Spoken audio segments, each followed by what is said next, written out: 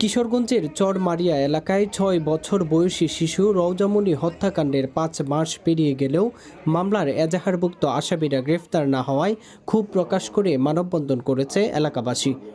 শুক্রবার বিকেলে কিশোরগঞ্জ সদর উপজেলার চরমারিয়া হাফিজিয়া মাদ্রাসা সংলগ্ন সড়কের দুই পাশে দাঁড়িয়ে ঘণ্টাব্যাপী মানববন্ধন করেন তারা।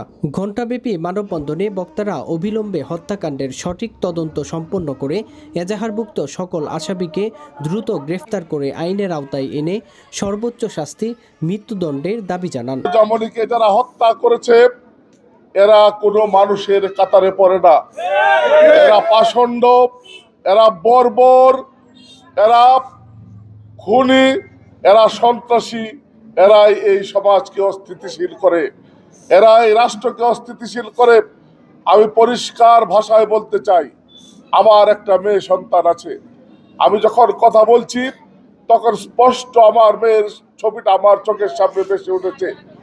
আমি বলতে চাই, রওজামণি আমার সন্তান, রওজামণি আমাদের সন্তান।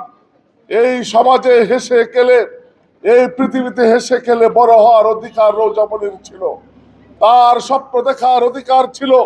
তার সমস্ত স্বপ্নকে ধূলিসাৎ করে দিয়ে, তার পিতামাতার সমস্ত স্বপ্নকে চুরমার করে দিয়ে যেই পাষণ্ডরা এই রওজামণিকে হত্যা করেছে, আমি পরিষ্কার ভাষায় বলতে চাই, আমরা তাদের ফাঁসি চাই। বন্ধুরা, আমরা যে বিচারের দাবিতে এখানে দাঁড়িয়েছি, যে বা যারাই হত্যা করেছেন, দীর্ঘ প্রায় 5 মাসের উপরে হয়ে গেছে। আমরা এই এলাকাবাসী, আমরা এই বিষয়ে অনেক দৌড়ঝাঁপ করেছি, থানায় গিয়েছি, কোর্টে গিয়েছি। আজকে প্রায় 5 মাসের উপরে হয়ে গেছে। 2 জন আসামি ধরেছিল, এই 2 জন আসামিও পরবর্তী সময়ে একটি মামলা হওয়ার কারণে তারা এখান থেকে অব্যাহতি পেয়েছে।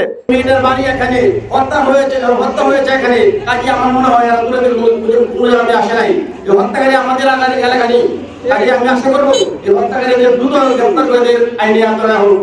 যারা খুন করে থাকে এই হত্যাকাণ্ডকে গ্রেপ্তার করার জন্য বারবার সরকারি আইন প্রশাসনকে আমরা যতটুকু চেষ্টা করা হয় আমরা তাদেরকে সহযোগিতা করব। আমরাও আইন প্রশাসনের সহযোগিতা করে ওদেরকে গ্রেপ্তার করে বিচারের আওতায় বিচার করা হোক। রওজামণির বিচার চাই, রওজামণি যারা আছে তাদের ফাঁসি চাই। গত 6 জুলাই বাড়ির পাশে খেলতে গিয়ে নিখোঁজ হয় রওজামণি। নিখোঁজের 5 দিন পর 11 জুলাই তার অর্ধগলিত মরদেহ বাড়ির পাশের একটি পাট ক্ষেত থেকে উদ্ধার করে পুলিশ। ঘটনার পর সন্দেহভাজন একজন আসামিকে গ্রেফতার করলেও উচ্চ আদালত তাকে জামিন দেয়। রায়হান জামান, কিশোরগঞ্জ টেলিভিশন। আপনারা দেখছেন কিশোরগঞ্জ টেলিভিশন।